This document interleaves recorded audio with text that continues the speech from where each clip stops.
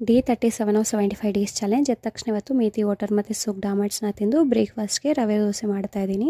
ಅದರ ಜೊತೆಗೆ ಬೀಟ್ರೂಟ್ನ ಹಾಕಿದ್ದೀನಿ. ತುಂಬ ಕಲರ್ಫುಲ್ ಆಗಿರುತ್ತೆ. ಹಾಗೆ ಮಗುಗೂ ಪುಟಾಣಿ ದೋಸೆ ಮಾಡಿಕೊಟ್ಟೆ. ನಮ್ಮಪ್ಪ ಬಂದಿದ್ದರು, ಮಗುಗೆ ನಾಷ್ಟ ತಿನ್ನಿಸ್ತಾಯಿದ್ರು.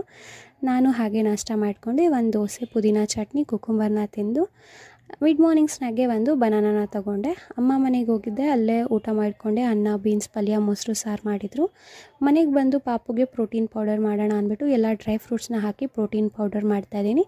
ಹಾಗೆ ಓಮ್ಮೇಡ್ ಸೆರೆಲ್ಯಾಕು ಮತ್ತು ಸ್ಪ್ರೌಟೆಡ್ ರಾಗಿ ಪೌಡರ್ ಸಹ ಮಾಡಿದ್ದೀನಿ. ಇದರ ಫುಲ್ ರೆಸಿಪಿ ನಾನು ಚೈತ್ರ ಕುಶಲ್ ಯೂಟ್ಯೂಬ್ ಚಾನಲಲ್ಲಿ ಅಪ್ಲೋಡ್ ಮಾಡಿರ್ತೀನಿ. ನಿಮಗೆ ಇಂಟ್ರೆಸ್ಟ್ ಇದೆ ಚೆಕ್ ಮಾಡಿ ನೋಡಿ.